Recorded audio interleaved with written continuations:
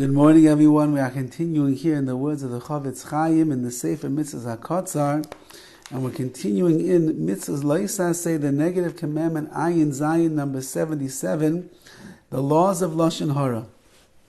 V'yesh devarim shem avak Lashon HaRa. There are those things that are considered to be what we would call the dust of Lashon HaRa.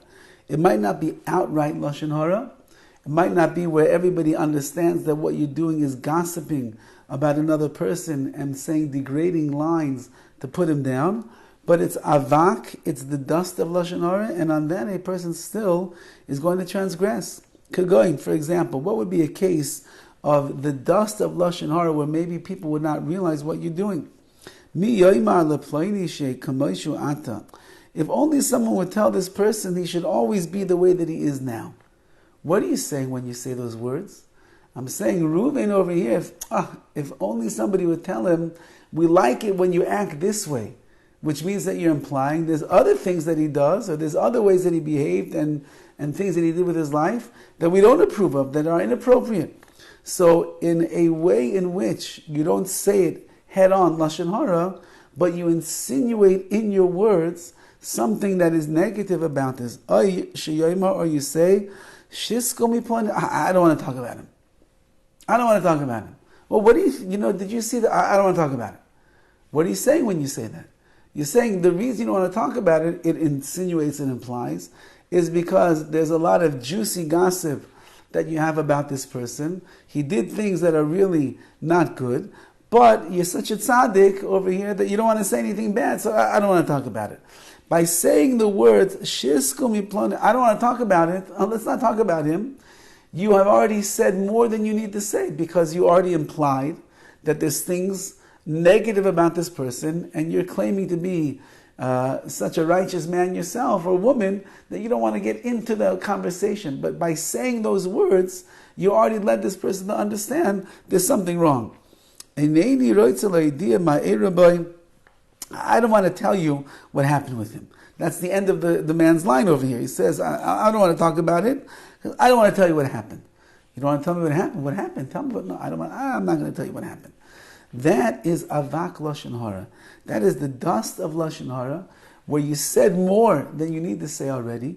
You already are bringing about, piquing the curiosity of the listener, and it's very clear in that which you are saying that there are negative things that this person has done, but you're trying to be the righteous man over here and not say anything. V'chein, so too, hamesaper b'toivos chaver b'fnei soinoi. So too, if you speak good things about a person in front of his enemy, shezeh garim sheyisaper b'genusai.